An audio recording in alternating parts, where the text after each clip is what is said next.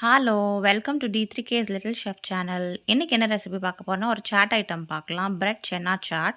அதுக்கு நான் கொண்டைக்கடலை 200 கிராம் 8 மணி நேரம் ஊற வச்சு 2 டேபிள் ஸ்பூன் உப்பு சேர்த்து 8 விசில் விட்டு எடுத்திருக்கேன். அதுக்கப்புறமா வெங்காயம் தனியாக பேஸ்ட் பண்ணி வச்சுருக்கேன். தக்காளி பியூரே பண்ணி வச்சுருக்கேன்.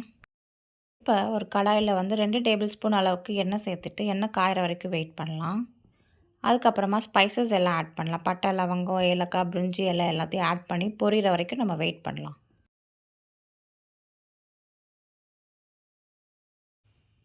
ஸ்பைசஸ் எல்லாம் பொரிஞ்சதுக்கப்புறமா நம்ம ஆனியன் பேஸ்ட் பண்ணி வச்சுருக்கோம் இல்லையா, 5 வெங்காயத்தை ஜஸ்ட் சாப் பண்ணி ஒரு அரை கப் அளவுக்கு தண்ணி ஊற்றி நல்லா பேஸ்ட் பண்ணி வச்சுருக்கதை இப்போ நம்ம எண்ணெயில் ஆட் பண்ணிக்கலாம். எண்ணெயில் ஆட் பண்ணும்போது கண்டிப்பாக கையில் தெரிக்கும். நம்ம பார்த்து தான் ஆட் பண்ணணும். ஆட் பண்ணிவிட்டு நல்லா மிக்ஸ் பண்ணிக்கலாம். வெங்காயத்தோட பச்சை ஸ்மெல் போகிற வரைக்கும் நம்ம வெயிட் பண்ணலாம். அதுக்கப்புறமா 1 டேபிள் ஸ்பூன் அளவுக்கு இஞ்சி பூண்டு சேர்த்துக்கலாம் பேஸ்ட்டு. சேர்த்துட்டு நல்லா மிக்ஸ் பண்ணி எடுத்துக்கலாம். அந்த வெங்காயம் நல்லா திக் ஆகணும். நம்ம அதில் இருக்க தண்ணி எல்லாமே நல்லா அப்சர்வ் ஆகிற வரைக்கும் திக்காக நம்ம குக் பண்ணி எடுத்துக்கலாம். இப்போ பார்த்திங்கன்னா நமக்கு வெங்காயம் நல்லா திக்காக இருக்குது பேஸ்ட்டு. இதுக்கப்புறமா நம்ம தக்காளி பியூரே ஆட் பண்ணிக்கலாம். நான் இன்றைக்கி ஜஸ்ட் 3 தக்காளியை கட் பண்ணி தண்ணி ஊற்றாமல் மிக்ஸி ஜாரில் அரைச்சி எடுத்துருக்கேன். அதை ஜஸ்ட் இந்த ஸ்டேஜில் நம்ம ஆட் பண்ணிவிட்டு நல்லா மிக்ஸ் பண்ணி எடுத்துக்கலாம். வெங்காயம் தக்காளி கொதிக்கும் போது நமக்கு கையிலையோ இல்லை மேலேயோ தெரிக்கும். அதனால் நம்ம மூடி போட்டு நல்லா மூடிட்டு ஒரு 10 நிமிஷத்துக்கு மீடியம் ஃப்ளேமில் நல்லா குக் பண்ணி எடுத்துக்கலாம். மூடி போட்டு மூடும் போது நம்ம அப்பப்போ வதக்கிக்கலாம். இல்லாட்டி அடியில் அடி பிடிச்சிடும். இப்போ பார்த்திங்கன்னா நமக்கு கொஞ்சம் திக்காகிருக்கு. இன்னும் கொஞ்சம் திக் ஆகிற வரைக்கும் நம்ம வதக்கி எடுத்துக்கலாம். மசாலா நல்லா திக் ஆகிடுச்சு. இப்போ 1 டீஸ்பூன் அளவுக்கு மிளகாய்த்தூள், 2 டேபிள் ஸ்பூன் அளவுக்கு மல்லித்தூள் சேர்த்துக்கோங்க. அரை டீஸ்பூன் மஞ்சத்தூள் சேர்த்துக்கலாம். அதுக்கப்புறமா 2 டீஸ்பூன் அளவுக்கு கரம் மசாலா சேர்த்துக்கலாம்.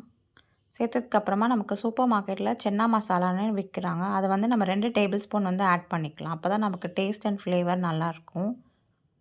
நீங்கள் எந்த பிராண்ட் வேணாலும் நீங்கள் யூஸ் பண்ணிக்கலாம். மசாலாவோட பச்சை வாசம் போகிற வரைக்கும் நல்லா நம்ம வதக்கி குக் பண்ணி எடுத்துக்கலாம் மீடியம் ஃப்ளேமில். கொஞ்சம் மசாலா குக் ஆனதுக்கப்புறமா 1 டேபிள் ஸ்பூன் அளவுக்கு நம்ம டொமேட்டோ கெச்சப் ஆட் பண்ணிக்கலாம். இது ஆப்ஷனல் தான். உங்களுக்கு பிடிக்கலன்னா நீங்கள் ஸ்கிப் பண்ணிக்கலாம்.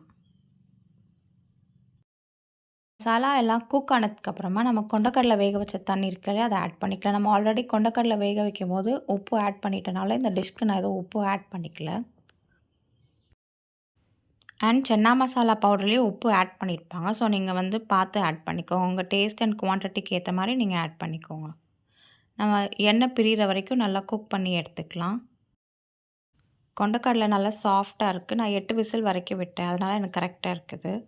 இதே மாதிரி நல்லா சாஃப்டாக வேக வச்சுட்டு நம்ம அந்த கொண்டைக்கடலை எல்லாத்தையும் மசாலாவில் ஆட் பண்ணி கொதிக்க விடலாம். கொதிக்கும் போது 1 டேபிள் ஸ்பூன் அளவுக்கு கசூரி மேத்தி சேர்த்துட்டு அரை லெமனோட ஜூஸையும் நம்ம ஆட் பண்ணிக்கலாம்.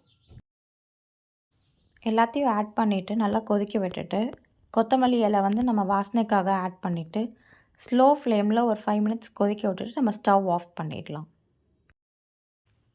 அவ்வளோதாங்க, அட்டகாசமான சென்னா மசாலா பேஸ் கிரேவி ரெடி நம்ம பிரெட் சென்னா சாட்டுக்கு. இந்த சைடில் வச்சுட்டு நம்ம நெக்ஸ்ட் என்னென்னு பண்ணலான்னு பார்ப்போம். அடுத்து நமக்கு சாட் பண்ணுறதுக்கு மெயினாக புதினா சட்னி அண்ட் இம்லி சட்னி, டேட்ஸும் புளி போட்டு ஒரு சட்னி பண்ணுவாங்க. அதுவும் நமக்கு மெயின் அது சாட்டுக்கு. சட்னிக்கு நீங்கள் கொஞ்சமாக புதினா அண்ட் கொத்தமல்லி ஆட் பண்ணி ஒரு பச்சை மிளகா கொஞ்சம் தேங்காய் உப்பு போட்டு அரைச்சி வச்சுக்கோங்க. இம்லி சட்னிக்கு பேரிச்சப்பழம், புளி, உப்பு, மிளகாய்த்தூள், பெருங்காயத்தூள் போட்டு எல்லாம் தண்ணியில் நல்லா கொதிக்க விட்டு அதை ஸ்ட்ரெயின் பண்ணி எடுக்கணும். நான் டீட்டெயில்டு ரெசிபி உங்களுக்கு நான் அப்லோட் பண்ணுறேன். அடுத்து ஒரு பேனில் நம்ம நெய் ஆட் பண்ணிவிட்டு 2 ஸ்லைஸ் ப்ரெட்டை நல்லா டோஸ்ட் பண்ணி எடுத்துக்கலாம் 2 பக்கமும். அதுக்கப்புறமா நம்ம பிளேட்டிங் பண்ண ஆரம்பிக்கலாம். இப்போ ஒரு பிளேட்டில் ஃபஸ்ட்டு ஒரு ஸ்லைஸ் ஆஃப் ப்ரெட் வச்சுட்டு நம்ம ஆல்ரெடி சென்னா கிரேவி பண்ணோம் இல்லையா, அதை நல்லா தாராளமாக ஊற்றிக்கலாம். ஊற்றிட்டு மின்ட் சாஸ் கொஞ்சமாக அண்ட் இம்லி சட்னி கொஞ்சமாக ஆட் பண்ணிவிட்டு நறுக்கின வெங்காயத்தை பொடி பொடியாக நம்ம மேலே ஆட் பண்ணிக்கலாம். அதுக்கப்புறமா இதுக்கு நமக்கோட மெயின் சீக்ரெட் இன்க்ரீடியன்ட் பார்த்திங்கன்னா மாதுளப்பழம் தான். மாதுளப்பழத்தை இதில் ஆட் பண்ணும்போது நம்ம சாப்பிடும் போது நமக்கு ஆல் கைண்ட்ஸ் ஆஃப் ஃப்ளேவர்ஸும் நமக்கு சூப்பராக இருக்கும். ஸோ மாதுளப்பழம் கண்டிப்பாக ஆட் பண்ணுங்கள், ஸ்கிப் பண்ணிடாதீங்க. உங்கள் டேஸ்ட்க்கு ஏற்ற மாதிரி நீங்கள் சட்னி அண்ட் இம்லி சட்னி வந்து கூடவோ குறையவோ ஆட் பண்ணிக்கோங்க. எனக்கு வந்து இந்த ஃப்ளேவர்ஸ் எல்லாம் நான் ரொம்ப பிடிக்கும். நான் நிறைய ஆட் பண்ணிக்கிறேன்.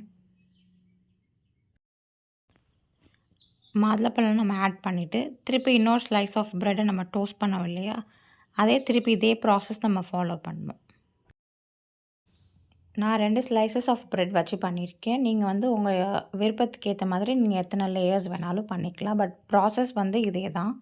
நீங்கள் சப்போஸ் இன்னொரு லேயர் வைக்க போகிறீங்க அப்படின்னா நீங்கள் மேலே வந்து ப்ரெட் வந்து மறுபடியும் வச்சுட்டு நீங்கள் இதே ப்ராசஸ் வந்து ஃபாலோ பண்ணிக்கலாம். ஜென்ரலாக ஒரு சென்னா மசாலாவை நம்ம வந்து சப்பாத்தி ஆர் பூரி, தோசை அதுக்கு தான் வச்சு சாப்பிடுவோம். ஏன் ப்ரெட் வச்சு ஒரு சாட் பண்ணக்கூடாது அப்படின்னு தான் இந்த ரெசிபியை ட்ரை பண்ணேன். ட்ரஸ்ட் மீ, டேஸ்ட் வந்து அவ்வளோ சூப்பராக இருந்துச்சு அண்ட் கிட்ஸ்க்கு ரொம்பவே பிடிக்கும் இந்த ரெசிபி. நீங்கள் இதை பிரேக் பாக்ஸ் இல்லை லஞ்ச் பாக்ஸ் கூட நீங்கள் இதை பேக் பண்ணி கொடுக்கலாம். அவ்வளோ சூப்பராக இருக்கும் அண்ட் ஹெல்தி கூட தான். ஃபைனலாக சேவ் இல்லாட்டி ஓமப்பொடி நம்ம ஆட் பண்ணிவிட்டு கொத்தமல்லி இலை அண்ட் பொடியாக நறுக்கிய வெங்காயத்தை ஆட் பண்ணிவிட்டு நம்மளோட மின்ட் சாஸ் அண்ட் இம்லி சட்னியை மேலே ஸ்ப்ரிங்கிள் பண்ணிட்டிங்கன்னா அட்டகாசமான பிரெட் சென்னா சாட் ரெடி. இந்த வீடியோ உங்களுக்கு பிடிச்சிருந்துச்சுன்னா லைக் பண்ணுங்கள், ஷேர் பண்ணுங்கள், சப்ஸ்கிரைப் பண்ணுங்கள் அண்ட் கண்டிப்பாக ட்ரை பண்ணிவிட்டு கமெண்ட்டில் சொல்லுங்கள். இன்னொரு வீடியோவில் உங்களை பார்க்குறேன். Thank you. Bye. Have a good day.